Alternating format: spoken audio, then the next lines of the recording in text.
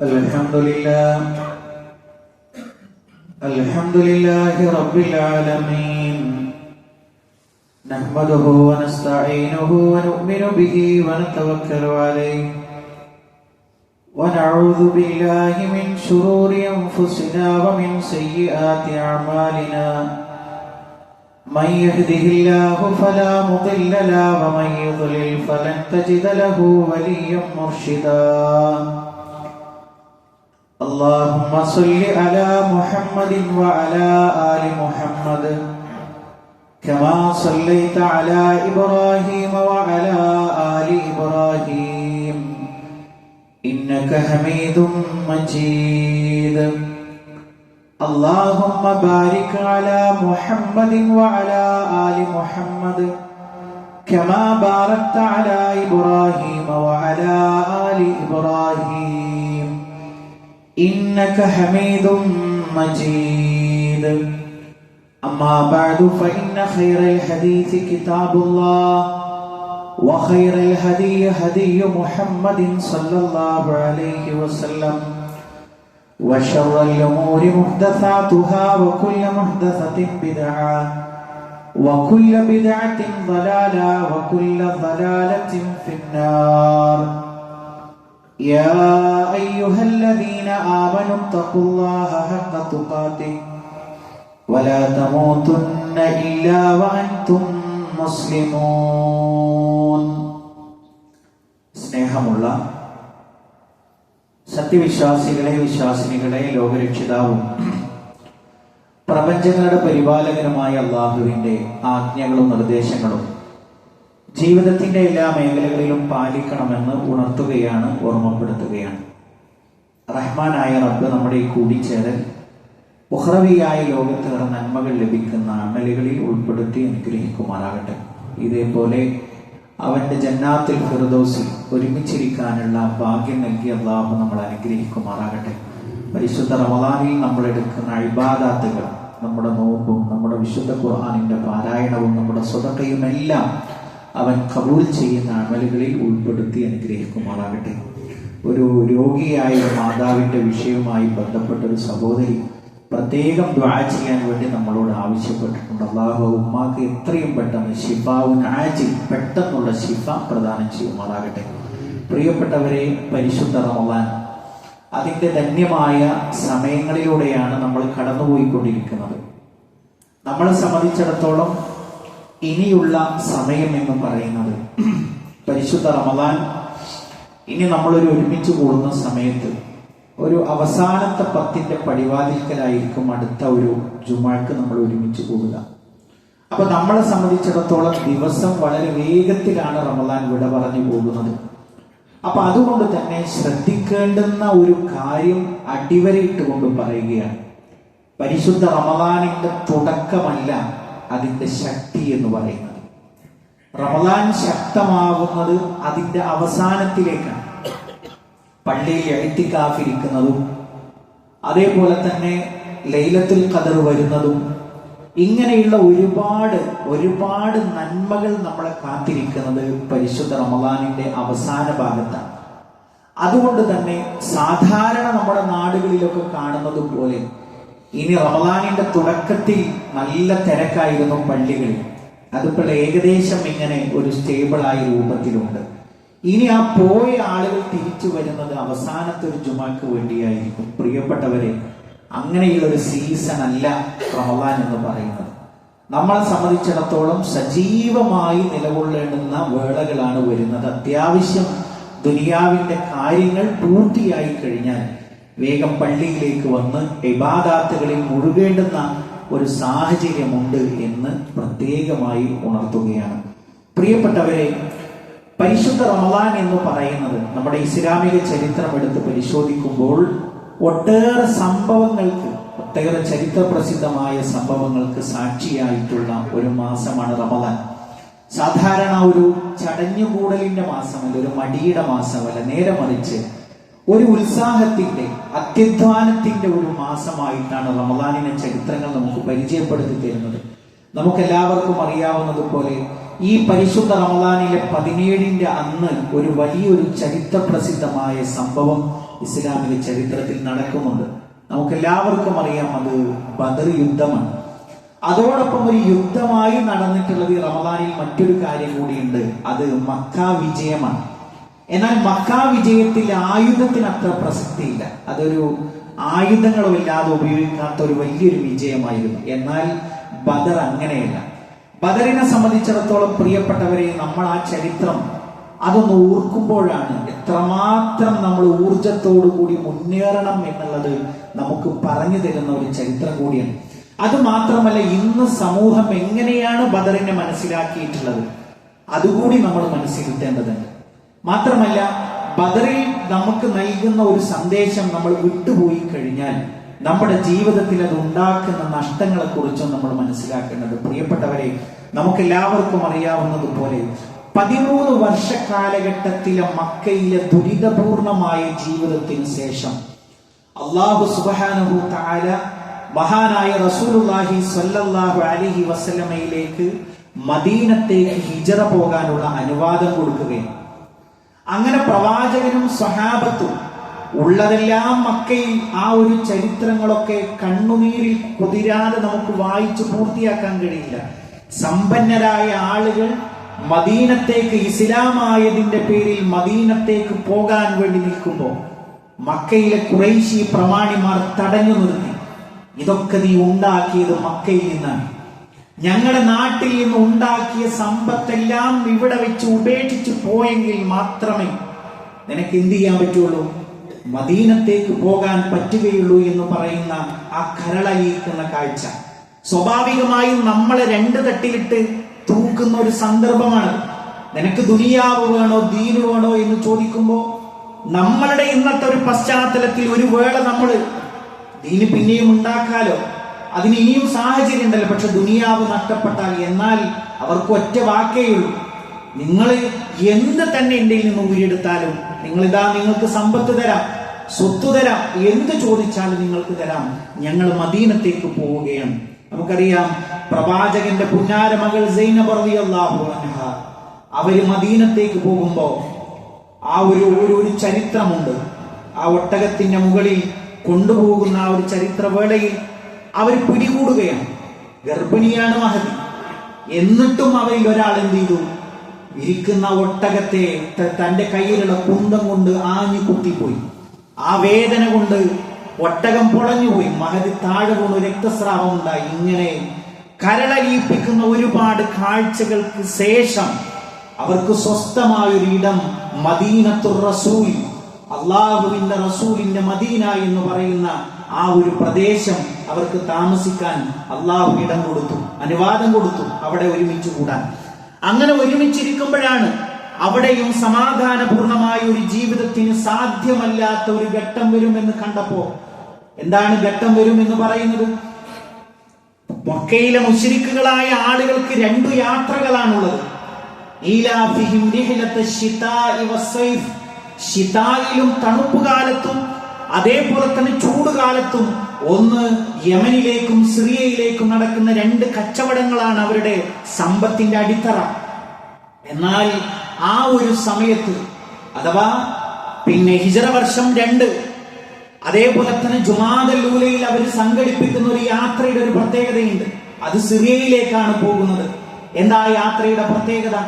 ആ യാത്രയിലെ ഖുറൈശികളായിട്ടുള്ള എല്ലാവരും കബീലകളിലെയും എല്ലാ ആളുകളെയും ആ ഒരു കച്ചവടത്തിൽ ഷെയർ എടുപ്പിച്ചു അവർ. അതുമാത്രമല്ല, മുസ്ലിങ്ങൾ വിട്ടേച്ചു പോയിട്ടുള്ള ഒരു വലിയൊരു സമ്പത്ത് അതിൽ അവർ ഉപയോഗപ്പെടുത്തിയിട്ടുണ്ട്. അങ്ങനെ കൊണ്ടുപോയിട്ട് അതിന്റെ ലാഭം കൊണ്ട് മദീനയെ ആക്രമിക്കാമെന്നുള്ള ഗൂഢമായ ഒരു പദ്ധതിയിലാണ് ആ ഒരു കച്ചവട സംഘം പുറപ്പെടുന്നത്. അള്ളാഹുവിന്റെ റസൂൽ സ്വല്ലല്ലാഹു അലൈഹി വസല്ലമയിൽ വിശ്വസിച്ചുകൊണ്ട് മദീനത്ത് കഴിയുന്ന സ്വഹാബത്തിന് സമാധാനം കൊടുക്കില്ല എന്നുള്ള ഒരു തീരുമാനം വന്നപ്പോ അള്ളാഹുവിന്റെ റസൂല് അതിനെ തടയിടുക എന്നുള്ള ഒരു ഉദ്ദേശത്തോടു കൂടി ആളെ വിട്ടു. മക്കയിൽ നിന്ന് കച്ചവട സംഘം അത് സിറിയയിലേക്ക് അബൂ സുഫിയാൻ എന്ന് പറയുന്ന ആളുടെ നേതൃത്വത്തിൽ പുറപ്പെട്ടു എന്ന് പറയുമ്പോൾ അതിനെ തടയിടാൻ വേണ്ടി പ്രവാചകൻ സല്ലല്ലാഹു അലൈഹി വസല്ലമ ആളെ വിട്ടു. എന്നാലോ ദുൽഅശൈറ എന്ന് പറയുന്ന സ്ഥലത്ത് അവർ എത്തുന്നതിന് മുമ്പ് തന്നെ പ്രവാചകനും അനുചരന്മാരും 200ഓളം മുഹാജിറുകളെ കൂട്ടിയിട്ടാണ് ജുമാദൽ ഊലയിൽ പ്രവാചകൻ സല്ലല്ലാഹു അലൈഹി വസല്ലമ അവിടേക്ക് പുറപ്പെടുന്നത്. എന്നാൽ പ്രവാചകൻ സല്ലല്ലാഹു അലൈഹി വസല്ലമ എത്തുന്നതിന് മുമ്പ് അവർ പുറപ്പെട്ടു പോയി, ആ സ്ഥലം കടന്നു കളഞ്ഞു. പ്രവാചകൻ സല്ലല്ലാഹു അലൈഹി വസല്ലമക്ക് അറിയാം, ഒരു 3-4 മാസം കഴിഞ്ഞാൽ അത്രയും സമയം അവർ കച്ചവടം നടത്തിയതിന്റെ ലാഭവുമായിട്ട് അവർ മടങ്ങി വരും. പ്രവാചകൻ അതും പ്രതീക്ഷിച്ചിരുന്നു. ഓരോ കൊച്ചു കൊച്ചു സംഘങ്ങളെ സ്വഹാബികളെ പറഞ്ഞയക്കും മദീനയുടെ വഴിയോരങ്ങളെ വീക്ഷിക്കാൻ വേണ്ടി, കച്ചവട സംഘം വരുന്നുണ്ടോ എന്ന് വീക്ഷിക്കാൻ വേണ്ടി. അങ്ങനെ ഒരിക്കൽ പ്രവാചകൻ സല്ലല്ലാഹു അലൈഹി വസല്ലമ അയച്ച 2 സ്വഹാബി വര്യന്മാർ അവർ വന്നിട്ട് പറഞ്ഞു, അല്ലാഹുവിന്റെ റസൂലേ, ഞങ്ങൾക്ക് കൃത്യമായ ഒരു വിവരം കിട്ടിയിട്ടുണ്ട്. എന്താണ്? ത്വൽഹ ഇബ്നു ഉബൈദില്ലാഹ് റളിയല്ലാഹു അൻഹു, സഈദ് ഇബ്നു സൈദ് റളിയല്ലാഹു അൻഹു, ഇവരെയാണ് പ്രവാചകൻ അതിന് നിയോഗിച്ചത്. അവർ വന്നിട്ട് പറഞ്ഞു, 50,000-ഓളം ദീനാറുള്ള വിലമതിക്കുന്ന ചരക്കുകളുള്ള 1000 ഒട്ടകങ്ങളുള്ള ഒരു കച്ചവട സംഘം അബൂ സുഫിയാന്റെ നേതൃത്വത്തിൽ മക്കയിലേക്ക് തിരിച്ചു വരുന്നുണ്ട് റസൂലേ. എന്നാലോ ഇത്രയും വലിയ സമ്പത്തിന് ആകെ 40 പേര് മാത്രമാണ് കൂട്ടാളികളായിട്ടുള്ളത്. അത് നമ്മൾ പിടിച്ചെടുത്തു കഴിഞ്ഞാൽ മക്കയിലെ ആളുകൾക്ക് ഒരു വലിയൊരു തിരിച്ചടി കൊടുക്കാൻ കഴിയും. എന്താ തിരിച്ചടി? ഇവിടെ മദീനത്ത് സുഖമാണോ? അല്ല, മുനാഫിക്കുകളുടെ ശല്യമുണ്ട്, ജൂതന്മാരുടെ ശല്യമുണ്ട്. അതേപോലെ തന്നെ മക്കയിൽ നിന്നുകൂടി ശത്രുത വന്നു കഴിഞ്ഞാലോ മുസ്ലിങ്ങൾ ദുർബലരായി എവിടെയും ജീവിക്കാൻ പറ്റാത്തൊരു സാഹചര്യം ഉണ്ടാകും എന്ന് മുന്നിൽ കണ്ടപ്പോ ഖാല റസൂൽ സല്ലല്ലാഹു അലൈഹി വസല്ലം ലി അസ്ഹാബിഹി, അല്ലാഹുവിന്റെ റസൂൽ തന്റെ സ്വഹാബത്തിനോട് പറഞ്ഞു, ഹാദിഹി ഈറു ഖുറൈശ്, ഇദാ ഖുറൈശികളുടെ കച്ചവട സംഘം, ഫീഹാ അംവാലുഹും, അതിൽ അവരുടെ സമ്പത്തുകളുണ്ട്, ഫഖ്റുജു ഇലൈഹാ, നമുക്ക് അതിനെ തടയിടാൻ വേണ്ടി നിങ്ങൾ എന്റെ കൂടെ പുറപ്പെടൂ. പ്രവാചകൻ കണിശമായിട്ട് ഓർഡർ ഇട്ടു, എന്റെ കൂടെ വരിക നിങ്ങൾ. അപ്പോഴോ ഞങ്ങളുടെ ഒട്ടകം അവിടെ കുന്നിൻ പുറത്ത് മേയുന്നുണ്ട് റസൂലേ, അതിനെയൊന്ന് ഞങ്ങൾ പിടിക്കട്ടെ. അനുവാദം കൊടുത്തില്ല. ഇപ്പൊ ആരാണോ റെഡിയുള്ളത് അവര് പുറപ്പെടുക. ഉസ്മാൻ ഇബ്നു അഫ്ഫാൻ റളിയല്ലാഹു അൻഹു എന്ന് പറയുന്ന പ്രവാചകന്റെ മരുമകൻ വന്നിട്ട് പറഞ്ഞു, അല്ലാഹുവിന്റെ റസൂലേ, ഞാനുണ്ട്. അപ്പോഴോ പ്രവാചകൻ സല്ലല്ലാഹു അലൈഹി വസല്ലം വിലക്കി. ഉസ്മാൻ ഭാര്യ അസുഖമാണ്, പ്രവാചകന്റെ മകളാണ്, റുഖിയ റളിയല്ലാഹു അൻഹ രോഗിയാണ്. അങ്ങ് എന്ത് ചെയ്യുക? അവരെ പരിചരിച്ചുകൊണ്ട് ഇവിടെ തന്നെ കൂടുക, അങ്ങേക്ക് ബദരീങ്ങളുടെ കൂലിയുണ്ട് എന്ന് പ്രവാചകൻ സല്ലല്ലാഹു അലൈഹി വസല്ലമ ഓർഡർ കൊടുത്തിട്ട് ഉസ്മാൻ റളിയല്ലാഹു അൻഹു വിലക്കുകയാണ്. വേഗം ആളെ കൂട്ടി. എന്നിട്ടോ പ്രവാചകൻ സല്ലല്ലാഹു അലൈഹി വസല്ലം ഈ ഒരു സംഘത്തിന്റെ രഹസ്യ സ്വഭാവം കാത്തു സൂക്ഷിക്കാൻ വേണ്ടി പ്രവാചകൻ എന്ത് ചെയ്തെന്നോ, വേഗത്തിൽ ഇവരുമായിട്ട് പുറത്തു കടന്നു മദീനയുടെ. എന്നിട്ട് പുറത്ത് എത്തിയിട്ടാണ് അള്ളാഹുവിന്റെ റസൂൽ എന്ന് പറയുന്ന നേതാവിന്റെ ഗുണം നമ്മൾ മനസ്സിലാക്കുന്നത്. എന്താണ്? അവരോരോരുത്തരെയായിട്ട് അള്ളാഹുവിന്റെ റസൂൽ സല്ലല്ലാഹു അലൈഹി വസല്ലം പരിശോധിക്കുകയാണ്. അതിൽ പ്രായപൂർത്തി എത്താത്ത ആളുകളുണ്ട്, യുദ്ധത്തിന് പറ്റാത്ത ആളുകളുണ്ട്. യുദ്ധമെന്നല്ല, കച്ചവട സംഘത്തെ തടയിടാനാണ് അവർ പോകുന്നത്. യാത്രക്ക് അനുഗുണമല്ലാത്തവരുണ്ട്. പ്രവാചകൻ സല്ലല്ലാഹു അലൈഹി വസല്ലം എണ്ണി നോക്കി, മുഹാജിറുകളായ 83 പേർ. ആരാ മുഹാജിറുകൾ? മക്കയിൽ നിന്ന് പ്രവാചകന്റെ കൂടെ സ്വന്തം നാടും വീടും ഉപേക്ഷിച്ചുകൊണ്ട് ഹിജ്റ വന്ന ആളുകളാണ് മുഹാജിറുകൾ. അതേപോലെ തന്നെ 230 അൻസാറുകളുണ്ട്. ആരാ അൻസ്വാരികൾ? മദീന നിവാസികളായ ആളുകൾ. അഖബ ഉടമ്പടിയിൽ അവർ ചെയ്തില്ലേ, അള്ളാഹുവിന്റെ റസൂലേ, നിങ്ങൾ ഞങ്ങളുടെ നാട്ടിലേക്ക് വന്നാൽ, അവര് ഹജ്ജിന് വന്നതാണ്, അവർക്ക് ദഅവത്ത് കേട്ടു, അവരത് സ്വീകരിച്ചു. അപ്പൊ അള്ളാഹുവിന്റെ റസൂലിനോട് ബൈഅത്ത് ചെയ്തു, അള്ളാഹുവിന്റെ റസൂലേ, നിങ്ങൾ ഞങ്ങളുടെ നാട്ടിലേക്ക് വന്നാൽ ഞങ്ങളുടെ മക്കളെ നോക്കുന്നത് പോലെ, ഞങ്ങളുടെ സമ്പത്തിന് നോക്കുന്നത് പോലെ അള്ളാഹുവിന്റെ റസൂലേ, നിങ്ങളെ ഞങ്ങൾ പരിരക്ഷിക്കും. അതാണ് ചരിത്രത്തിൽ രേഖപ്പെടുത്തപ്പെട്ടത്. അൻസാറുള്ള. എന്താണ് അൻസാരികൾ എന്ന് പറഞ്ഞാൽ? സഹായികൾ എന്നാണ് അർത്ഥം. 230ഓളം അൻസാരികളുണ്ട്. അതേപോലെ തന്നെ ഈ ഒരു കച്ചവട സംഘത്തെ തടയിടാൻ വേണ്ടി പുറപ്പെട്ടപ്പോ 70 ഒട്ടകങ്ങളാണ് ആകെയുള്ളത്, 2 കുതിരകളും. അള്ളാഹുവിന്റെ റസൂൽ സല്ലല്ലാഹു അലൈഹി വസല്ലമയുടെ ആ യാത്രയെ കുറിച്ച് വിവരിക്കുമ്പോൾ നമുക്ക് ചരിത്രത്തിൽ കാണാം, 3 പേർ ഒരൊട്ടകത്തെ ഷെയർ ചെയ്യുമായിരുന്നു. 2 ആള് നടക്കും, 1 ആള് ഒട്ടകപ്പുറത്തിരിക്കും. അങ്ങനെ ഊഴമൂഴമായിട്ട് ഞങ്ങൾ 3 പേർ ഒരു ഒട്ടകത്തെ ഞങ്ങൾ ഉപയോഗിച്ചിരുന്നു. അപ്പൊ സ്വാഭാവികമായും നമ്മുടെ മനസ്സിൽ ഒരു ചോദ്യം വരും, അള്ളാഹുവിന്റെ റസൂൽ സല്ലല്ലാഹു അലൈഹി വസല്ലമയുടെ യാത്ര എങ്ങനെയായിരുന്നു? അതും വലിയൊരു അത്ഭുതമാണ്. ഞാൻ അതാണ് പറഞ്ഞത്, പ്രിയപ്പെട്ടവരെ, സത്യവിശ്വാസികളോട് അങ്ങേയറ്റം കരുണയുള്ള, അങ്ങേയറ്റം സ്നേഹമുള്ള, അങ്ങേയറ്റം ദയാവായ്പുള്ള ഒരു നേതാവിനെയാണ് ആ ഒരു ചരിത്രത്തിൽ നമ്മൾ കാണുന്നത്. നിങ്ങൾ നോക്കൂ,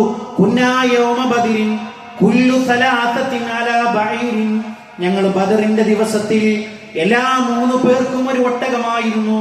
കാന അബൂ ലുബാബ വ അലി ഇബ്നു അബീ ത്വാലിബ്, അബൂ ലുബാബയും അലി ഇബ്നു അബീ ത്വാലിബും സമീലൈ റസൂലുള്ളാഹി സ്വല്ലല്ലാഹു അലൈഹി വസല്ലം, അല്ലാഹുവിന്റെ റസൂലിന്റെ 2 പാർട്ട്ണർമാരായിരുന്നു.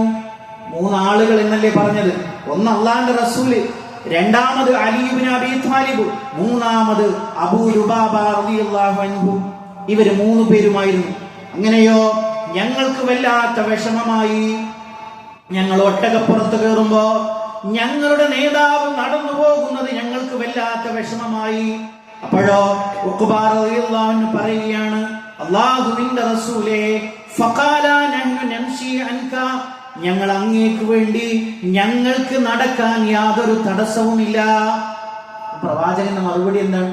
നമ്മൾ അങ്ങനത്തെ നേതാക്കന്മാരെയാണല്ലോ കണ്ടിട്ടുള്ളത്, അല്ലേ? സാധാരണ നമ്മൾ പറയാറുണ്ടല്ലോ മേലനങ്ങാത്ത നേതാവ്. അപ്പോഴോ പ്രവാചകന്റെ മറുപടി, മാ അൻതുമാ ബിഅഖ്വാ മിന്നി. എന്നാൽ കേട്ടോ, നിങ്ങൾ പറഞ്ഞ വർത്തമാനം ആരൊക്കെയാ പറഞ്ഞത്? അബൂ ലുബാബ റളിയല്ലാഹു അൻഹു അലി ഇബ്നു അബീ ത്വാലിബ് പറഞ്ഞപ്പോ അല്ലാഹുവിന്റെ റസൂലിന്റെ മറുപടി, ഓ അലി, ഓ അബൂ ലുബാബ, നിങ്ങൾക്ക് എന്നെക്കാൾ കൂടുതൽ ശക്തിയില്ല. നിങ്ങൾ നോക്കണം, 40 വയസ്സിൽ നബിയായി, 13 കൊല്ലക്കാലം മക്കത്ത് ജീവിച്ചു, 53 വയസ്സിലെത്തിയ നേതാവ് പറയുകയാണ്, അതിന്റെ മുകളിലേ ഉള്ളൂ, നിങ്ങൾക്ക് എന്നെക്കാൾ കൂടുതൽ ശക്തിയില്ല. രണ്ടാമത് പറഞ്ഞ കാര്യം അതിനേക്കാൾ അത്ഭുതപ്പെടുത്തുന്ന കാര്യമാണ്. സുബ്ഹാനല്ലാഹ്, വലാ അന ബിഅഗ്നാ അനിൽ അജ്രി മിൻകുമാ, നിങ്ങളെക്കാൾ 2 പേർക്ക് കൂടുതലായി എനിക്ക് കൂലിയൊന്നും നിറഞ്ഞിട്ടില്ല. അങ്ങനെ പറഞ്ഞാൽ എന്താ? നിങ്ങൾ നടക്കുന്നതിന് എത്ര കൂലി അല്ലാഹ് തരുന്നുണ്ടോ അതേ കൂലി എനിക്കും കിട്ടണം. അപ്പൊ ഞാൻ നടന്ന് തന്നെ ഞാൻ പോകുമെന്ന് ആ നേതാവ് തന്റെ സ്വഹാബത്തിനോട് പറഞ്ഞു. സുബ്ഹാനല്ലാഹ്, എന്തു വലിയൊരു മാതൃകയാണ് നമ്മൾ കാണുന്നത്. അതുമാത്രമല്ല പ്രിയപ്പെട്ടവരെ, ബദറിൽ നമുക്ക് ഒരുപാട് ഗുണപാഠങ്ങളുണ്ട്. അതിൽ ഒന്നാമത്തെ കാര്യം എന്ന് പറയുന്നത്, ശ്രദ്ധിക്കൂ, അല്ലാഹുവിന്റെ റസൂൽ സല്ലല്ലാഹു അലൈഹി വസല്ലമ കച്ചവട സംഘത്തെ തടയിടാൻ വേണ്ടിയിട്ടാണ് പുറപ്പെടുന്നത്. അപ്പോഴോ ഒരുപാട് വിശദീകരിക്കണമെന്ന് ചുരുക്കി പറയട്ടെ. ഈ അബൂ സുഫിയാന്റെ നേതൃത്വത്തിലുള്ള കച്ചവട സംഘം ബദർ എന്ന് പറയുന്ന ഒരു സ്ഥലത്തെത്തിയപ്പോ അവര് അബൂ സുഫിയാൻ തന്നെ നേരിട്ട് വന്നു എന്നിട്ട് മുമ്പിൽ ഇറങ്ങി പരിശോധിക്കുകയാണ്. പരിശോധിച്ച സമയത്ത് അബൂ സുഫിയാന് ഒരു സംശയമുണ്ട്, മുസ്ലിങ്ങൾ നമ്മളെ ആക്രമിക്കുമോ എന്നുള്ളത്. അപ്പൊ അവിടെ ബദർ എന്ന് പറയുന്ന ആ ഒരു സ്ഥലത്തിന്റെ ഒരു പ്രത്യേകത, ഒരുപാട് വെള്ളമുള്ള സ്ഥലത്താണ്. മരുഭൂമിയിൽ വെള്ളം കിട്ടുക എന്ന് പറയുന്ന അത്യപൂർവമാണ്. അതുകൊണ്ട് തന്നെ എല്ലാ കച്ചവട സംഘങ്ങളും ഒരു റെസ്റ്റിംഗ് പ്ലേസ് ആണ്, അവിടെ വിശ്രമിക്കുന്ന ഒരു സ്ഥലമാണ്. അപ്പൊ അവിടെ ഇറങ്ങി ഇങ്ങനെ പരിശോധന നടത്തിയിട്ട് അവിടുത്തെ ആൾക്കാരോട് ചോദിച്ചു, ഇവിടെ അപരിചിതരായ ആരെങ്കിലും കണ്ടിട്ടുണ്ടോ? അപ്പൊ അവിടുത്തുകാരായിട്ടുള്ള ആള് പറഞ്ഞു, ഇവിടെ ഒരു 2 ദിവസങ്ങൾക്ക് മുമ്പ് തൊട്ടടുത്ത ദിവസങ്ങളിലായിട്ട് ഞങ്ങൾ അപരിചിതരെ കണ്ടിട്ടുണ്ട്. അങ്ങനെ അബൂ സുഫിയാൻ നോക്കി അവരുടെ ഒട്ടകത്തിന്റെ കാഷ്ടം കാണുന്നു. ആ കാഷ്ടം ഇളകി നോക്കിയപ്പോ അതിൽ ഈത്തപ്പഴത്തിന്റെ കുരു കാണുന്നു. അപ്പൊ അദ്ദേഹം പറയാണ്, ഇത് മദീനത്തെ ഈത്തപ്പഴത്തിന്റെ ഒരു രൂപമാണുള്ളത്. അങ്ങനെ അദ്ദേഹം എന്ത് ചെയ്യുന്നു? ലംലം എന്ന് പറയുന്ന ഒരാളെ മക്കയിലേക്ക് പറഞ്ഞയക്കുന്നു. ഇതാ ഖുറൈശികളെ നമ്മുടെ കച്ചവട സംഘത്തെ തടയിടാൻ വേണ്ടി മുഹമ്മദ് സല്ലല്ലാഹു അലൈഹി വസല്ലം ഒരു സംഘവുമായിട്ട് വന്നിട്ടുണ്ട്. നിങ്ങൾ ഞങ്ങളെ പ്രൊട്ടക്ട് ചെയ്യാൻ വേണ്ടിയിട്ട് ഒരു സൈന്യം റെഡിയാക്കിക്കോളൂ, അങ്ങനെ ഞങ്ങളെ സംരക്ഷിക്കാൻ വരൂ എന്ന് പറയും. എന്നിട്ട് അബൂ സുഫിയാൻ എന്താ ചെയ്യുന്നത്? അദ്ദേഹം ചെങ്കടൽ വഴിമാറി സഞ്ചരിക്കുകയാണ്. നിങ്ങൾ നോക്കണം, പുന്നാര റസൂലിന്റെ അനുചരന്മാരെയും റസൂലിന്റെയും ആ ഒരു സംഗതി എന്താണ്? കച്ചവട സംഘം മാത്രമേ ഉള്ളൂ. അവരെ തടയിടുക എന്ന ഒരു യുദ്ധമേ ഇല്ല അവരുടെ മനസ്സിൽ. ബദറിന്റെ തലേന്ന് വരെ, ബദറിൽ എത്തി തമ്പടിക്കുന്നത് വരെ ഒരു യുദ്ധത്തിന്റെ ഒരു ചിത്രമേ ഇല്ല. ഇത് നമുക്ക് മനസ്സിലാക്കി തരുന്നത് എന്താ? വഇദ് യഇദുകുമുല്ലാഹു ഇഹ്ദ ത്വായിഫതൈൻ അന്നഹാ ലക്കും വതവദ്ദൂന അന്ന ഗൈറ ദാതി ശൗക. രണ്ടാലൊരു സംഘത്തെ അല്ലാഹു നിങ്ങൾക്ക് വാഗ്ദാനം ചെയ്തു. ഒന്ന് കച്ചവട സംഘം, അതുമല്ലെങ്കിലോ മക്കയിൽ നിന്ന് നിങ്ങളെ ആക്രമിക്കാൻ വരുന്ന സംഘത്തെ നിങ്ങൾക്ക് അല്ലാഹു ഓഫർ ചെയ്തപ്പോ നിങ്ങളിൽ ഓരോരുത്തരും കൊതിച്ചുപോയി ഏറ്റവും എളുപ്പമുള്ള കച്ചവട സംഘത്തെ കിട്ടാൻ വേണ്ടി. ഞാനിത് പറഞ്ഞത് എന്താണെന്നറിയോ? അതായത് മരിച്ചുപോയ അമ്പിയ ഔലിയാക്കന്മാർക്ക് അദൃശ്യമറിയാം, മറഞ്ഞ കാര്യങ്ങൾ അറിയാം എന്ന് വിശ്വസിക്കുന്ന കുറെ ആളുകൾ മുസ്ലിമീങ്ങളുടെ കൂട്ടത്തിലുണ്ട്. പുന്നാര നേതാവിന് യോജിക്കാത്ത ഒരു ചിന്തയും വിശ്വാസവുമാണ് പ്രിയപ്പെട്ടവരെ അത്. മദീനയിൽ നിന്ന് പുറപ്പെടുമ്പോ അള്ളാഹുവിന്റെ റസൂൽ സല്ലല്ലാഹു അലൈഹി വസല്ലമ ഒരു യുദ്ധത്തിനാണ് പുറപ്പെട്ടിരുന്നതെങ്കിൽ അവർക്ക് സാവകാശം കൊടുക്കുമായിരുന്നു. കയ്യിലൊന്നുമില്ലാതെ നിരായുധരായി തന്റെ കൂടെ വരുന്ന സ്വഹാബത്തുമായി പുറപ്പെടുന്ന പ്രവാചകൻ, ആ പ്രവാചകൻ ഇതാ വരുന്നത് ഒരു യുദ്ധത്തിലേക്കാണ് ഞങ്ങൾ പോകുന്നത് എന്ന് പ്രവാചകൻ സല്ലല്ലാഹു അലൈഹി വസല്ലമക്ക് അറിയാമായിരുന്നില്ല. ഇങ്ങനെ വിശ്വസിക്കുന്ന ആളുകളിലെ നബിമാരെ കുറിച്ച് അവർക്ക് മൺമറഞ്ഞതറിയാം, കഴിഞ്ഞുപോയതറിയാം, അവരൊക്കെ നബിമാരാണ്. ആ കാറ്റഗറിയിലേക്ക് കുറെ ഔലിയാക്കളെ ചേർത്ത് വെക്കും. അവരൊക്കെയും മൺമറഞ്ഞു പോയ എല്ലാ കാര്യങ്ങളും അവർക്കറിയാം, വരാനിരിക്കുന്ന കാര്യങ്ങൾ അറിയാം. പക്ഷേ ബദരീങ്ങളുടെ നേതാവിന് അദൃശ്യമറിയില്ല എന്ന് വിശുദ്ധ ഖുർആൻ അള്ളാഹു അറിയിച്ചു കൊടുത്ത അദൃശ്യമല്ലാത്ത അദൃശ്യം അറിയില്ല എന്നുള്ളത് വിശുദ്ധ ഖുർആൻ തന്നെ നമ്മളെ പഠിപ്പിക്കുന്നു. മറ്റൊരു കാര്യം എന്ന് പറയുന്നത് പ്രിയപ്പെട്ടവരെ, അള്ളാഹുവിന്റെ റസൂൽ സല്ലല്ലാഹു അലൈഹി വസല്ലമയുടെ ബദറിൽ നിന്ന് കിട്ടുന്ന ഒരു മാതൃക അതെന്താണെന്നറിയാമോ? അത് ദുആയുടെ പ്രത്യേകതയാണ്. എന്താ ദുആ എന്നറിയോ? അല്ലാഹുവിന്റെ റസൂൽ സല്ലല്ലാഹു അലൈഹി വസല്ലമ ബദറിലേക്ക് അടുക്കുകയാണ്. അപ്പോഴോ ഈ ആയത്ത് അവതരിക്കുകയാണ്. അല്ലാഹു നിങ്ങൾക്ക് രണ്ടാലൊരു സഖ്യത്തെ കുറിച്ച് നിങ്ങൾക്ക് സന്തോഷ ഓഫർ നൽകുന്നു. ഒന്നുകിൽ കച്ചവട സംഘം, അതല്ലെങ്കിൽ മക്കയിലെ സൈന്യം. പ്രവാചകന് ഒരു സംശയമായിട്ട് എന്താണ്? അല്ലാഹു സുബ്ഹാനഹു വ തആല ഒരു സൈന്യത്തെ കുറിച്ച് പറയുന്നു, നമ്മളാണെങ്കിലും കച്ചവട സംഘത്തെയാണല്ലോ തടയിടാൻ പോകുന്നത്. അങ്ങനെ മഹാനായ അബൂബക്കർ സിദ്ദീഖ് റളിയല്ലാഹു അൻഹുവിനെ കൂട്ടിയിട്ട് പ്രവാചകൻ അന്വേഷിക്കാൻ ഇറങ്ങുകയാണ്. ബദറിൽ തമ്പടിച്ച് നിൽക്കുകയാണ്. അപ്പോഴോ അങ്ങനെ ചെന്നിട്ട് അവർ ബദുവായിട്ടുള്ള ഒരാളെ കാണുകയാണ്. അപ്പൊ അയാളോട് ചോദിക്കണം, നിങ്ങളിൽ വല്ല വിവരവും ഉണ്ടോ? അറിയാത്ത രൂപത്തിൽ അദ്ദേഹത്തിൽ നിന്ന് വിവരം എടുക്കുന്നു. അപ്പൊ അദ്ദേഹം പറയാണ്, ഇന്ത്യയിൽ വിവരമുണ്ട്. എന്താണെന്നറിയോ? മദീനയിൽ നിന്ന് മുഹമ്മദ് പുറപ്പെട്ടിട്ട് സല്ലല്ലാഹു അലൈഹി വസല്ലം പുറപ്പെട്ടു എന്ന ഒരു വിവരം എനിക്ക് കിട്ടിയത് മുതൽ കണക്കാക്കുകയാണെങ്കിൽ അവരിപ്പോ ഇവിടെ ബദറിലേക്ക് എത്തേണ്ട സമയമായി. സുബ്ഹാനല്ലാഹ്, അവരെത്തിയിട്ടുണ്ട്. അതേപോലെ തന്നെ മുശ്രിക്കുകളായിട്ടുള്ള ആളുകൾ പുറപ്പെട്ടു എന്ന വിവരം എനിക്ക് ശരിയാണെങ്കിൽ അവരും ഇപ്പോൾ ബദറിലേക്ക് തമ്പടിക്കാനായിട്ടുണ്ട്. ഏകദേശം അവരും ബദറിലേക്ക് എത്തിയിട്ടുണ്ട്. അപ്പോഴോ പുന്നാര നേതാവ് അല്ലാഹുവിന്റെ റസൂൽ സല്ലല്ലാഹു അലൈഹി വസല്ലം തമ്പിലേക്ക് വന്നിട്ട് സഹാബത്തിനെ വിളിച്ചു കൂട്ടിയിട്ട് ചോദിക്കുകയാണ്, അശീറു അലൈഹി യാ അയ്യുഹന്നാസ്, ജനങ്ങളെ നിങ്ങൾ നിങ്ങളുടെ അഭിപ്രായം പറയുക. വല്ലാത്തൊരു വികാരം തള്ളിമുറ്റി നിൽക്കുന്ന ഒരു സന്ദർഭമാണ്. തന്നെ വിശ്വസിച്ചുകൊണ്ട് ഒരു കച്ചവട സംഘത്തെ നേരിടാൻ വേണ്ടി ഇറങ്ങി തിരിച്ച തന്റെ സ്വഹാബത്തിന്റെ മുമ്പിൽ പറയുകയാണ്, സ്വഹാബത്തെ നിങ്ങൾ നിങ്ങളുടെ അഭിപ്രായം നിങ്ങൾ രേഖപ്പെടുത്തൂ. നിങ്ങളുടെ അഭിപ്രായം എന്താണ് എന്ന് എനിക്കറിയണം. അങ്ങനെയോ മഹാനായ അബൂബക്കർ സിദ്ദീഖ് റളിയല്ലാഹു അൻഹു എഴുന്നേറ്റ് നിന്നു. അദ്ദേഹം പറഞ്ഞു, അല്ലാഹുവിന്റെ റസൂലേ, ഞങ്ങൾ നിങ്ങളുടെ പിന്നിൽ ഒറ്റക്കെട്ടായി ഉണ്ടാകും. കേട്ടപ്പോ ഉമർ റളിയല്ലാഹു അൻഹു എഴുന്നേറ്റ് നിന്നുകൊണ്ട് പറഞ്ഞു, അദ്ദേഹത്തെ ശരിപ്പെടുത്തിക്കൊണ്ട് പറഞ്ഞു.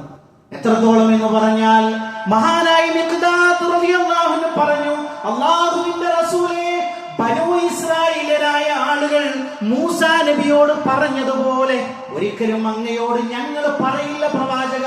എന്താ ബനൂ ഇസ്രായേലർ മൂസയോട് പറഞ്ഞത്? മൂസാ നബി അലൈഹിസ്സലാമയോട് പറഞ്ഞത്, മൂസ, നീയും നിന്റെ റബ്ബും പോയി യുദ്ധം ചെയ്തോ, ഇന്നാ ഹാഹുനാ ഖാഇദൂൻ, ഞങ്ങൾ ഇവിടെ ഇരിക്കാം, നീയും നിന്റെ റബ്ബും പോയി നീ യുദ്ധം ചെയ്തോ. ഇത്രയും നിഷേധം അവർ കാണിച്ചില്ലേ? അല്ലാഹുവിന്റെ റസൂലേ, ഒരിക്കലും ഞങ്ങൾ അങ്ങയോട് അങ്ങനെ പറയുകയില്ല. അപ്പോഴോ വീണ്ടും പ്രവാചകൻ ആവർത്തിച്ചു, അശീറു അലൈഹി, നിങ്ങൾ അഭിപ്രായം പറയൂ സ്വഹാബത്തെ. ആരെയാ ഉദ്ദേശിക്കുന്നത്? അൻസാറുകളായ ആളുകളെയാണ്. എന്താ അവരെ പ്രത്യേകമായി ഉദ്ദേശിക്കാനുള്ള കാര്യം? ഞങ്ങളുടെ നാട്ടിലേക്ക് വന്നാൽ ഞങ്ങളുടെ കുടുംബത്തെ പോലെ അങ്ങയെ പ്രൊട്ടക്ട് ചെയ്യാമെന്ന ഒരു കരാറ് മാത്രമാണ് അവർക്കുള്ളത്. മദീനത്ത് നിന്നത് പുറത്താണുള്ളത്. അതുകൊണ്ട് അവരുടെ അഭിപ്രായം കൂടി അറിയണം. അപ്പോഴോ മഹാനായ എഴുന്നേറ്റുകൊണ്ട് പറയുകയാണ്, അള്ളാഹുവിന്റെ റസൂലേ, അങ്ങ് ഞങ്ങളെയാണ് ഉദ്ദേശിക്കുന്നത് എന്ന് തോന്നുന്നു. പ്രവാചകൻ പറഞ്ഞു, അതെ. അപ്പോഴോ ആ പറയുകയാണ്, അള്ളാഹുവിന്റെ റസൂലേ, അങ്ങ് ബർഖുൽ ഇമാദിലേക്ക് പുറപ്പെട്ടാലും അങ്ങയുടെ പിന്നാലെ ഞങ്ങൾ ഉണ്ടാകും. അങ്ങനെ പറഞ്ഞാൽ യമനിലെ വിദൂരമായ ഒരു സ്ഥലമാണ് ബർഖുൽ ഇമാദ്. അത്രയും ദൂരത്തേക്ക് അങ്ങ് ഞങ്ങളുമായിട്ട് പോയാൽ ഞങ്ങളുടെ കൂടെ ഞങ്ങൾ ഉണ്ടാവും. അന്ന് അറബികളെ സംബന്ധിച്ചിടത്തോളം ഒരു സമുദ്രയാത്ര എന്ന് പറയുന്ന അത്രയും കുഴപ്പം പിടിച്ചൊരവസ്ഥയാണ്. ആ ഒരു കാര്യം എടുത്തുകൊണ്ട് പറയും, അല്ലാഹുവിന്റെ റസൂലേ, അങ്ങ് സമുദ്രത്തിലേക്ക് ഇറങ്ങിയാൽ അല്ലാഹുവിന്റെ റസൂലേ, അങ്ങയുടെ തൊട്ടു പിന്നിലായി ഞങ്ങളും ഉണ്ടാകും. അതുകൊണ്ടൊരു സംശയവും വേണ്ട. അല്ലാഹുവിന്റെ റസൂലിന് എന്ത് ചെയ്തു? കണ്ണു നിറഞ്ഞു പോയി.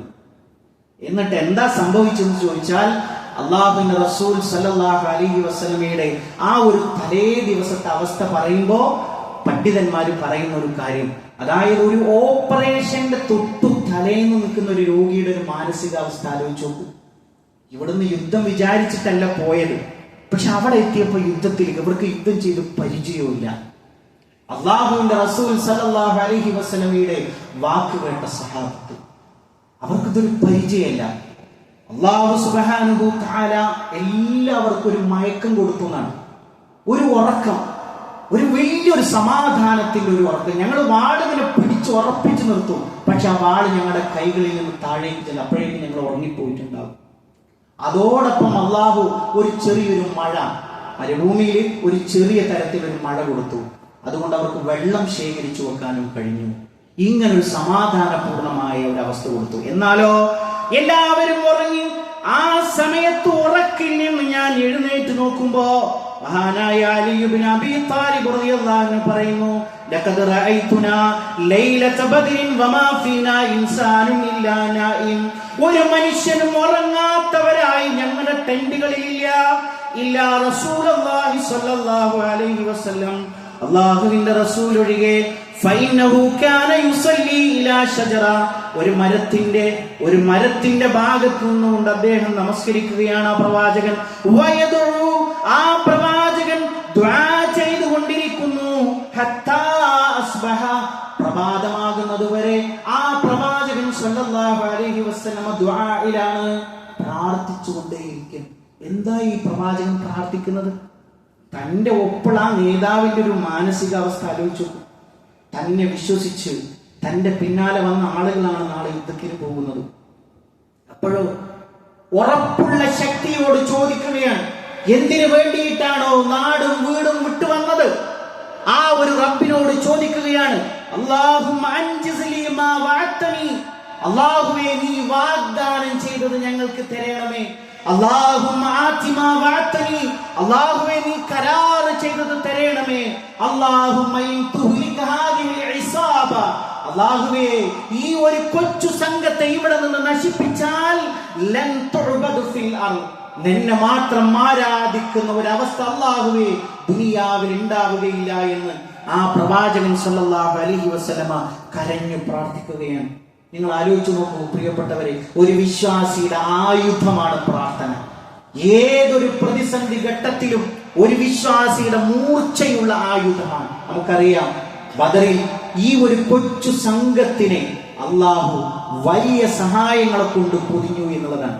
മറ്റൊരിക്കൽ ഞാൻ പെട്ടെന്ന് പറയട്ടെ പ്രിയപ്പെട്ടവരെ, ആ ഒരു നേതാവിനോടുള്ള അവരുടെ ഒരു മഹബത്ത് എത്ര ഭാഗത്ത് നമുക്കത് വായിക്കാൻ കഴിയുന്നത്. അതായത് സഅദ് ബിൻ മുആദ് റളിയല്ലാഹു അൻഹു അങ്ങനെ യുദ്ധം ഉറപ്പിച്ചു, നാളെ യുദ്ധമാണ്.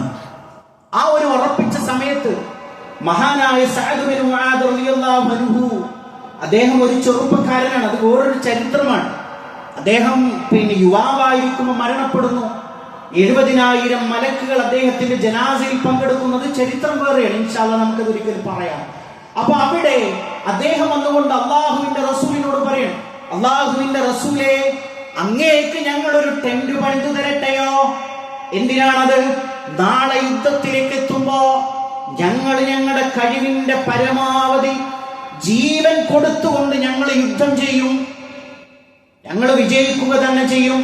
ഇനിയോ അള്ളാഹു നമുക്ക് വിജയം നൽകിയില്ലെങ്കിലോ അങ്ങേക്കൊരാപത്തും വരാൻ പാടില്ല. കാരണം ഞങ്ങളല്ലാത്ത കുറെ ആളുകൾ, അങ്ങേക്ക് കണ്ണും കാതും കൊടുത്തിരിക്കുന്ന ഒരുപാട് മനുഷ്യന്മാർ മദീനത്തുണ്ട്. അങ്ങ് സുരക്ഷിതരായിട്ട് അവിടെ എത്തണം. അപ്പൊ അങ്ങേക്ക് ഞങ്ങൾ ഒരു ടെന്റ് പണിത് തരട്ടെ. അപ്പൊ ഒരു അപകടം പറ്റാത്ത ഒരു ഉയർന്ന ഒരു പ്രദേശത്ത് അവർ പ്രവാചകൻ സല്ലല്ലാഹു അലൈഹി വസല്ലം പ്രത്യേകമായിട്ട് ഒരു ടെന്റ് ഉണ്ടാക്കി കൊടുത്തു. എന്നിട്ട് അതിലൊരു കാവൽ നിന്നാണ്. സുബ്ഹാനല്ലാഹ്, എന്തു മാതൃകയാണ്! പ്രവാചകനെ സ്നേഹിക്കുന്ന, ഇനി അത് മാത്രമല്ല പ്രിയപ്പെട്ടവരെ, അതായത് ഒരു യുദ്ധത്തിലും കാണാത്ത ഒരു മാതൃകയാണ് പ്രവാചകൻ സല്ലല്ലാഹു അലൈഹി വസല്ലം അവിടെ അപ്ലൈ ചെയ്തത്. അതായത് നിസ്കാരത്തിന് സെഫ് കെട്ടുന്നത് പോലെയാണ് പ്രവാചകൻ സല്ലല്ലാഹു അലൈഹി വസല്ലം ബദറിൽ സഹാബത്തിനെ നിർത്തിയത്. എന്നാൽ അറബികളുടെ ശൈലി അങ്ങനെയല്ല. ഒരു സംഘമായിട്ട് അവർ യുദ്ധം ചെയ്യും, എന്നിട്ട് അവർ മടങ്ങിപ്പോരും, എന്നിട്ട് അടുത്ത സംഘം പോവും. അങ്ങനെയാണ് പ്രവാചകൻ ഇങ്ങനെ സെഫ് കെട്ടി ഇങ്ങനെ നിർത്തിയിരിക്കുകയാണ്. അങ്ങനെ നിർത്തിയിട്ട് നമ്മൾ നമസ്കാരത്തിന് പ്രവാചകൻ ചെയ്യുന്നത് പോലെ ഇങ്ങനെ ഓരോരുത്തരെ സെഫിലേക്ക് അടുപ്പിച്ചപ്പോ സവാദ് റളിയല്ലാഹു അൻഹു സെഫിൽ നിന്ന് ഒരു അല്പം തെറ്റി നിൽക്കുന്നുണ്ട്. അപ്പൊ കയ്യിലുള്ള വടി കൊണ്ട് തോണ്ടിയിട്ട് പറഞ്ഞു, സവാദേ, സെഫിലേക്ക് കയറി നിൽക്കൂ. അപ്പോഴോ സവാദ് റളിയല്ലാഹു അൻഹു പറഞ്ഞു, അല്ലാഹുവിന്റെ റസൂലേ, അങ്ങ് എന്നെ വേദനിപ്പിച്ചിരിക്കുന്നു. താങ്കൾ വേദനിപ്പിക്കാനല്ലല്ലോ വന്നിട്ടുള്ളത്. അതുകൊണ്ട് എനിക്ക് അങ്ങയോട് പ്രതികാരമെടുക്കണം. എല്ലാ സഹാബത്തിനും ഞെട്ടിച്ചുകൊണ്ടുള്ള ഒരു വർത്തമാനമാണ് സവാദ് റളിയല്ലാഹു അൻഹു ഉണ്ടായത്. എല്ലാവരും അത്ഭുതപ്പെട്ടു. ഇതെന്താ ഇദ്ദേഹം ഇങ്ങനെ പറയുന്നത്? ഇതൊരു വലിയൊരു അവസ്ഥയിൽ നമ്മൾ നിൽക്കുമ്പോൾ അദ്ദേഹം ഇങ്ങനെ പ്രവാചക നേതാവിനെ തന്നെ ചോദ്യം ചെയ്യുന്ന രൂപത്തിൽ വന്നപ്പോ അള്ളാന്റെ റസൂൽ എന്താ കാട്ടിയത്? ആ വടി കൊടുത്തു, കൈ കൊടുത്തു, എന്നിട്ട് തന്റെ കുപ്പായം പൊന്നിച്ചു കൊടുത്തു. അപ്പോ പ്രവാചകൻ സല്ലല്ലാഹു അലൈഹി വസല്ലമയോട് പറഞ്ഞു, എനിക്ക് കുപ്പായത്തിന്റെ മുകളിലല്ല, അങ്ങയുടെ ശരീരത്തിൽ എനിക്ക് പ്രതികാരം ചെയ്യണം. നിങ്ങൾ അങ്ങനെയാണ് ഇന്നെ ചെയ്തിട്ടുള്ളത്. അങ്ങനെ അത് പൊക്കി കാണിച്ചു കൊടുത്തപ്പോ സവാദ് റളിയല്ലാഹു അൻഹു അവിടെ കെട്ടിപ്പിടിച്ച് ചുംബിച്ചു. എന്നിട്ട് മാത്രല്ല, അവിടെ നിന്ന് ഒരു വർത്തമാനം പറയുന്നുണ്ട്, വല്ലാത്തൊരു അത്ഭുതം തോന്നുന്ന ഒരു വർത്തമാനം. ഞാൻ ഈ യുദ്ധത്തിൽ കൊല്ലപ്പെട്ടാൽ എനിക്ക് ഇനി ഇങ്ങനത്തെ ഒരു അവസരം കിട്ടുകയില്ലല്ലോ, ഇങ്ങനത്തെ ഒരു അവസരം എനിക്ക് കിട്ടുകയില്ലല്ലോ. നിങ്ങൾ ആലോചിച്ച് നോക്കൂ പ്രിയപ്പെട്ടവരെ, അതിനേക്കാൾ അത്ഭുതമാണ്. അതായത് മഹാനായ അബ്ദുറഹ്മാൻ ഇബ്നു ഔഫ് റളിയല്ലാഹു അൻഹു പറയണം, എന്താണെന്നത്, ഞങ്ങൾ ഇങ്ങനെ ബദറിന്റെ സമയത്ത് ഇങ്ങനെ നിൽക്കുന്ന സമയത്ത് ഞാൻ അപ്പുറം നോക്കി. അപ്പൊ 2 കുട്ടികൾ നിൽക്കുന്നുണ്ട്, അൻസാരികളിൽപ്പെട്ട 2 കുട്ടികൾ. അപ്പോ ആ കുട്ടികൾ എന്നെ ഉള്ളിട്ട് ചോദിച്ചു, എന്ത്, യാ അമ്മി ഹൽ തഅരിഫു അബൂജഹൽ, നിങ്ങൾക്ക് അബൂജഹലിനെ അറിയും? ആ നിൽക്കുന്ന കൂട്ടത്തിൽ ആരാ അബൂജഹലിനെ അറിയും? അപ്പോ മഹാനായ അബ്ദുറഹ്മാൻ ഇബ്നു ഔഫ് റളിയല്ലാഹു അൻഹു പറഞ്ഞു, എന്താ കാര്യം, നിങ്ങൾ എന്തിനാണ് അദ്ദേഹത്തെ ചോദിക്കുന്നു എന്നുള്ള അർത്ഥത്തിൽ ചോദിച്ചപ്പോ ഈ കുട്ടികൾ പറയാണെന്ത്, ഞങ്ങള് അബൂജഹലിനെ കൊല്ലാൻ വേണ്ടി വന്ന ആൾക്കാരാണ്. എന്താണെന്നറിയോ? ആ അബൂജഹല് എന്ത് ചെയ്യുന്നു?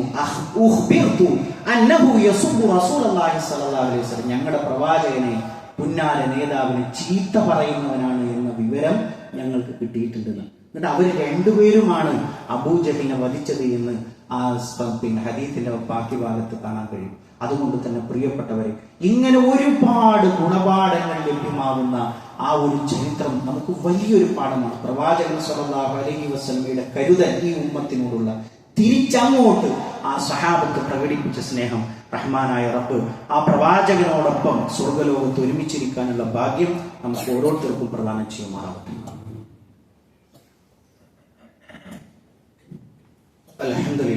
അൽഹംദുലില്ലാഹി റബ്ബിൽ ആലമീൻ വസ്സലാത്തു വസ്സലാമു അലാ റസൂലിഹിൽ അമീൻ വഅലാ ആലിഹി വസഹ്ബിഹി അജ്മഈൻ. അമ്മാ ബഅദ്. പ്രിയപ്പെട്ട സത്യവിശ്വാസികൾ, ഒരിക്കൽ കൂടി അള്ളാഹുവിന്റെ ആജ്ഞാ നിർദ്ദേശങ്ങൾ ജീവിതത്തിന്റെ എല്ലാ മേഖലകളിലും പാലിക്കണമെന്ന് ഉണർത്തുകയാണ്, ഓർമ്മപ്പെടുത്തുകയാണ്. പ്രിയപ്പെട്ടവർ, ഏറ്റവും പ്രധാനപ്പെട്ട ഒരു പോയിന്റിലേക്കാണ് ഈ ബദറുമായി ബന്ധപ്പെട്ട ഒരു കാര്യത്തിന്റെ ശ്രദ്ധയെ കൊണ്ടുപോകുന്നത്. അപ്പൊ നമുക്കറിയാം, ഇതൊക്കെ അതിന്റെ ശാഖകളാണ്, ഓരോ സംഗതികൾ. ഇതിന്റെ അടിസ്ഥാനം എന്താണ്? അതായത് അബൂജഹലിനെ ബദറിലേക്ക് പുറപ്പെടുന്ന സമയത്ത് അബൂജഹൽ എന്ത് ചെയ്യുന്നുണ്ട്? കഅബാലയത്തിന്റെ കില്ല പിടിച്ചുകൊണ്ട് പ്രാർത്ഥിക്കുന്നുണ്ട്. എന്താ പ്രാർത്ഥന എന്നറിയാം? അല്ലാഹുവേ, ഇതിൽ നിനക്കറിയാം ഏതാണ് സത്യത്തിന്റെ കക്ഷി എന്നുള്ളത്. ആ സത്യത്തിന്റെ കക്ഷിയെ നീ വിജയിപ്പിക്കണമെന്ന് അല്ലാഹുവിന്റെ റസൂൽ സല്ലല്ലാഹു അലൈഹി വസല്ലമയും പ്രാർത്ഥിക്കുന്നുണ്ട്. ഇദ് തസ്തഗീസൂന റബ്ബക്കും ഫസ്തജാബ ലക്കും, നിങ്ങൾ നിങ്ങളുടെ റബ്ബിനോട് സഹായം ചോദിച്ച സന്ദർഭം, ഫസ്തജാബ ലക്കും, നിങ്ങളുടെ റബ്ബ് നിങ്ങൾക്ക് ജവാബ് നൽകി. അന്നീ മുമിദ്ദുക്കും ബിഅൽഫിൻ മിനൽ മലായികതി മുർദിഫീൻ, ആയിരക്കണക്കിന് വരുന്ന മലക്കുകളെ കൊണ്ട് അല്ലാഹു നിങ്ങൾക്ക് സഹായമേകി. ഇവർ രണ്ടുപേരും പ്രാർത്ഥിച്ചത് അല്ലാഹുവിനോട്. പ്രിയപ്പെട്ടവരെ, പിന്നെ എന്താ ഇവർ തമ്മിൽ യുദ്ധം ചെയ്തത്? അബൂജഹൽ നരകത്തിലേക്കും അല്ലാഹുവിന്റെ റസൂൽ സല്ലല്ലാഹു അലൈഹി വസല്ലം സ്വർഗത്തിലേക്കും എങ്ങനെയായി? ഇതാണ് ഇതിന്റെ അടിസ്ഥാനം. ഇതാണ് ബദരീങ്ങളുടെ ആദർശം എന്ത്, അബൂജഹൽ ലഅനത്തുല്ലാഹിയുടെ ആദർശം എന്ത്? പ്രിയപ്പെട്ടവരെ, ഗൗരവമായി നമ്മൾ മനസ്സിലാക്കണം. രണ്ടുപേരും അല്ലാഹു ഉണ്ട് എന്ന് വിശ്വസിക്കുന്നവരാണ്. മാത്രമല്ല, അബൂജഹൽ ഒരു വലിയൊരു കാര്യത്തിന് വേണ്ടി, യുദ്ധത്തിന് വേണ്ടി ഇറങ്ങുന്ന സമയത്ത് അല്ലാഹുവിനോട് ദുആ ചെയ്തിട്ടാണ് പുറപ്പെടുന്നത്. പിന്നെ എന്താ വ്യത്യാസം? ഇവിടെയാണ് നമ്മൾ മനസ്സിലാക്കേണ്ടത്. ഇത്രമാത്രം ക്രൂരതകൾ അല്ലാഹുവിന്റെ റസൂലിനോടും സഹാബത്തിനോടും ചെയ്യാനുള്ള ഒരേ ഒരു കാര്യം, ലാ ഇലാഹ ഇല്ലല്ലാഹ്, ആരാധനക്കർഹൻ അല്ലാഹു മാത്രം. ഇതാണ് അല്ലാഹുവിന്റെ റസൂലിന്റെ ആദർശം. എന്നാലോ അബൂജഹലിന്റെ ആദർശം എന്ന് പറയുന്നത്, അവർക്ക് വദ്ദുണ്ട്, സുവാഉണ്ട്, യഊസുണ്ട്, യഊഖുണ്ട്. എന്താ അവരുടെ വാദമെന്നോ? ഹൗലായി ശുഫാഉനാ ഇൻദല്ലാഹ്, ഞങ്ങൾക്ക് അല്ലാഹു ഉണ്ട്, അല്ലാഹുവിന്റെ കൂടെ ഔലിയാക്കളുണ്ട്. എന്തിനാണെന്നോ? ഹൗലായി ശുഫാഉനാ ഇൻദല്ലാഹ്, അല്ലാഹുവിന്റെ അടുക്കൽ ഞങ്ങൾക്ക് ശുപാർശ പറയാൻ വേണ്ടിയിട്ടാണ് അവരുടെ മുമ്പിൽ നേർച്ച നേരുന്നതും അവരോട് ഞങ്ങൾ സഹായം ചോദിക്കുന്നതും ഒക്കെ അതിനു വേണ്ടിയിട്ടാണ്. ഈ രണ്ട് ആദർശങ്ങളാണ് ഏറ്റുമുട്ടിയത്. പ്രിയപ്പെട്ടവരെ, ഇതിൽ നമ്മൾ കൃത്യമായി ഇങ്ങനെ നോക്കണം. അല്ലാഹുവിന്റെ റസൂൽ സല്ലല്ലാഹു അലൈഹി വസല്ലമയോടൊപ്പം സ്വർഗത്തിലേക്ക് എത്തണോ? ബദരീങ്ങളോടൊപ്പം നമുക്ക് സ്വർഗത്തിൽ ചേരണോ? ആ ആദർശമാണോ എന്റെ ജീവിതത്തിൽ ഉള്ളത് എന്നുള്ളത് നമ്മൾ പരിശോധിക്കണം. അപ്പോഴേ നമ്മുടെ ജീവിതത്തിൽ ഇഹത്തിലും പരത്തിലും സഹായം കിട്ടും. ബദരീങ്ങളുടെ ആദർശം നമ്മുടെ ജീവിതത്തിൽ ഉണ്ടെങ്കിലേ നമുക്ക് എന്ത് ചെയ്യുള്ളൂ? അള്ളാഹുവിന്റെ മഹബത്ത് ഉണ്ടാവുകയുള്ളൂ. അതല്ലെങ്കിൽ നമ്മൾ ആരുടെ ആദർശത്തിലേക്ക് നമ്മൾ എത്തിപ്പെടുക? അബൂജഹലിന്റെ ആദർശത്തിലേക്കായി എത്തിപ്പെടുക. അപ്പൊ നമ്മൾ ആലോചിച്ച് നോക്കൂ. നമുക്കൊക്കെ കൃത്യമായിട്ട് അറിയാലോ, നമ്മുടെ ഈ റമദാൻ 17 ആകുമ്പോൾ നാടുകളിൽ വലിയ വലിയ സദ്യകൾ ഒരുക്കുന്നു, വലിയ വലിയ ഉരുക്കളെ അവിടെ ബലിയറുക്കുന്നു. ആരുടെ പേരിലാണ് ചൊല്ലുന്നത്? ബിസ്മില്ല എന്നാണെങ്കിലും അത് ബദരീങ്ങളുടെ പേരിലാണ് നിയ്യത്ത് വെക്കുന്നത്. ദാഹമൗത്തത് കൂട്ടിടും, ഇബ്ലീസ് കൂസിനെ കാട്ടിടും, നേരം ലഈനവനാട്ടുവാൻ ബദരീങ്ങളാൽ തുണ റബ്ബനാ. മരണത്തിന്റെ വേളയിൽ ഇബ്ലീസ് വന്ന് ശല്യപ്പെടുത്തുമ്പോ, ബദരീങ്ങളെ അവനാട്ടുവാൻ എനിക്ക് തുണയാകണേ എന്ന് പ്രാർത്ഥിക്കുന്ന ഒരു ഉമ്മത്ത് നമ്മുടെ കൂട്ടത്തിലുണ്ട്, മുസ്ലിമീങ്ങളുടെ കൂട്ടത്തിലുണ്ട്. ഈ ബദറിന്റെ സന്ദേശം പറയുമ്പോൾ അത് പറയണ്ടേ പ്രിയപ്പെട്ടവരെ? അല്ലാഹുവിന്റെ റസൂല് കരഞ്ഞു കലങ്ങിയ കണ്ണുകളുമായി റബ്ബിനോട് ദുആ ചെയ്ത സന്ദേശം എന്താണ്? അല്ലാഹുമ്മ ഇൻ തുഹ്ലിക ഹാദിഹിൽ ഇസ്വാബ, അല്ലാഹുവേ, ഈ ഒരു കൊച്ചു സംഘം എങ്ങാനും ഈ ദുനിയാവിൽ വെച്ച് നശിപ്പിക്കപ്പെട്ടാൽ, ഏതാ കൊച്ചു സംഘം? അല്ലാഹു മാത്രം മതി, ആരാധനക്കർഹൻ അല്ലാഹു മാത്രം മതി. അവനിലേക്ക് എത്തിക്കുവാൻ ആരുമില്ല, ഒരു നബിയില്ല, ഒരു തങ്ങളില്ല, ഒരു വലിയുമില്ല. അല്ലാഹു നമ്മുടെ ജീവനാഡിയേക്കാൾ അടുത്തവനാണ്. ഈ ആദർശമാണ് ആര് മുറുകെ പിടിച്ചത്? ബദരീങ്ങൾ മുറുകെ പിടിച്ചത്. 14 നൂറ്റാണ്ട് കഴിഞ്ഞപ്പോ, ഇന്ന് 2000-ലേക്ക് കടന്നപ്പോ അതിന്റെ ഒരു ശൈലി മാറിയിട്ട് ആ ബദരീങ്ങളോട് തന്നെ ദുആ ചെയ്യുന്ന അവസ്ഥയിലേക്ക് ഉമ്മത്തെത്തിയെങ്കിൽ, പ്രിയപ്പെട്ടവരെ, ഒരിക്കലും ബദരീങ്ങളുടെ ആദർശമല്ലാതെ ബദരീങ്ങളോട് വിളിച്ചു പ്രാർത്ഥിക്കുക എന്ന് പറയുന്നത് അത് നരകം നിർബന്ധമാവുന്ന കാര്യമാണ്. അല്ലാത്തവരോട് ദുആ ചെയ്താൽ രോഗം മാറാൻ, അതേപോലെ തന്നെ ജോലി ശരിയാവാൻ, കുട്ടികൾ ഉണ്ടാവാൻ വേണ്ടി പ്രാർത്ഥിച്ചാൽ അതിന്റെ ഹുക്കും എന്താ പ്രിയപ്പെട്ടവരെ? ശാശ്വതമായി നരകത്തിലാണ്. അവന്റെ റമദാനിന്റെ അവസ്ഥയും അത് ബാത്തിലായി ഒരു അമലും അള്ളാഹു സ്വീകരിക്കുകയില്ല. അതുകൊണ്ട് പ്രിയപ്പെട്ടവരെ, ബദർ എന്ന് പറയുന്നത് അതൊരു ആവേശമല്ല, നേരെ മറിച്ച് നമ്മുടെ ജീവിതത്തെ വിലയിരുത്താൻ, നമ്മുടെ ആദർശത്തെ നമുക്കൊന്ന് പരിശോധിക്കാനുള്ള ഓരോ അവസരമാണ് ഓരോ വർഷവും ഇതിന്റെ ഓർമ്മപ്പെടുത്തലിലൂടെ വരുന്നത്. അള്ളാഹുവിന്റെ റസൂലിന്റെ കൂടെ സ്വർഗത്തിൽ നമുക്ക് ജീവിക്കണം. ആ പ്രവാചകന് ജീവൻ കൊടുത്ത സ്വഹാബത്തിന്റെ കൂടെ നമുക്ക് സ്വർഗത്തിലേക്ക് എത്തണം. ഒരേ ഒരു മാർഗം മാത്രമേ ഉള്ളൂ, അവരുടെ ആദർശത്തെ നമ്മളുടെ അണപ്പല്ല് കൊണ്ട് കടിച്ചു പിടിക്കുക. പ്രവാചകൻ സല്ലല്ലാഹു അലൈഹി വസല്ലമക്ക് പോലും ഉറപ്പ് കൊടുത്തിട്ടില്ല. ചോദിക്കാൻ പറഞ്ഞു, ഇഹ്ദിന സിറാത്തൽ മുസ്തഖീം, അല്ലാഹുവേ സിറാത്തുൽ മുസ്തഖീമിലേക്ക് ഞങ്ങളെ വഴി കാണിക്കണമേ. ആർക്കും ഉറപ്പ് കൊടുത്തിട്ടില്ല. മുസ്ലിമായി പറഞ്ഞാൽ നിങ്ങളൊക്കെ സ്വർഗത്തിലാണെന്ന് ആർക്കും ഉറപ്പ് കൊടുത്തിട്ടില്ല. ഒറ്റ കാര്യം മാത്രമാണ് എല്ലാ വെള്ളിയാഴ്ചയും ഇമാം മിമ്പറിൽ നിന്ന് പറയും, യാ അയ്യുഹല്ലദീന ആമനു തഖുല്ലാഹ ഹഖ തുഖാതിഹി വലാ തമൂതുന്ന ഇല്ലാ വഅൻതും മുസ്ലിമൂൻ. സത്യവിശ്വാസികളെ, അല്ലാഹുവിനെ സൂക്ഷിക്കേണ്ട മുറപ്രകാരം നിങ്ങൾ സൂക്ഷിക്കണേ. വലാ തമൂതുന്ന ഇല്ലാ വഅൻതും മുസ്ലിമൂൻ. മരിക്കുന്ന വേളയിൽ മുസ്ലിമായി കൊണ്ടല്ലാതെ മരണപ്പെടരുത്. ഞാൻ മരിക്കുന്നത് എപ്പോഴാ? ആർക്കും അല്ലാഹു അറിയിച്ചു കൊടുത്തില്ല. ജീവിതാവസാനം വരെ ഞാൻ പരിശോധിക്കണം, ഞാൻ മുസ്ലിമാണോ, ഇസ്ലാമിൽ നിന്ന് തെറ്റിയിട്ടുണ്ടോ. അതിനാണ് 5 നേരത്തെ പ്രാർത്ഥനകളിൽ ഒരു പ്രാർത്ഥന, ഇഹ്ദിന സിറാത്തൽ മുസ്തഖീം. അത് ചൊല്ലാതെ ഒരാളുടെയും നമസ്കാരം അല്ലാഹു കബൂലാക്കുകയില്ല. അതുകൊണ്ട് പ്രിയപ്പെട്ടവരെ, അവസാനിപ്പിക്കുകയാണ് ഈ ഒരു കാര്യം. പ്രിയപ്പെട്ടവരെ, ബദർ എന്ന് പറയുമ്പോൾ നമ്മുടെ ജീവിതത്തിലുള്ള ആവേശം അത് ആ പുന്നാര നേതാവിനോടുള്ള മഹബത്താണ്. ആ പുന്നാര നേതാവിയുടെ ബാക്കി വെച്ച ആദർശത്തോടുള്ള മഹബത്താണ്. അത് മുറുകെ പിടിച്ച് ജീവിക്കാൻ റഹ്മാനായ റബ്ബ് നമ്മളെ ഓരോരുത്തരെയും അനുഗ്രഹിക്കുമാറാകട്ടെ. ആ നേതാവിനോടൊപ്പം സ്വർഗ്ഗലോകത്ത് ഒരുമിച്ചിരിക്കാനുള്ള ഭാഗ്യം അള്ളാഹു നമുക്ക് ഓരോരുത്തർക്കും പ്രദാനം ചെയ്യുമാറാകട്ടെ. റഹ്മാനായ റബ്ബേ, ഞങ്ങളുടെ നോമ്പിനെ നീ സ്വീകരിക്കണമേ റഹ്മാനെ. അള്ളാഹുവേ, ഞങ്ങളുടെ രാത്രി നമസ്കാരങ്ങളെ നീ സ്വീകരിക്കണമേ റഹ്മാനെ. അള്ളാഹുവേ, ഞങ്ങളുടെ സ്വതക്കുകളെ നീ സ്വീകരിക്കണമേ റഹ്മാനെ. അള്ളാഹുവേ, ഞങ്ങളിലെ രോഗികൾക്ക് നീ ശിഫ കൊടുക്കണേ റഹ്മാനെ. അള്ളാഹുവേ, ഞങ്ങളുടെ മാതാപിതാക്കൾക്ക് നീ പുറത്തു കൊടുക്കണമേ റഹ്മാനെ. അല്ലാഹുമ്മ ഗ്ഫിർ ലിൽ മുഅ്മിനീന വൽ മുഅ്മിനാത്ത് വൽ മുസ്ലിമീന വൽ മുസ്ലിമാത്ത് അൽ അഹ്യാഇ മിൻഹും വൽ അംവാത്ത് ഇന്നക മുജീബുദ് ദഅവാതി യാ ഖാദിയൽ ഹാജാത്ത്. അല്ലാഹുമ്മ അജ്ർനാ മിനൻ നാർ, اللهم اجرنا من النار. اللهم ربنا تقبل منا انك انت السميع العليم وتب علينا انك انت التواب الرحيم. امين امين برحمتك يا ارحم الراحمين. اللهم صل على محمد.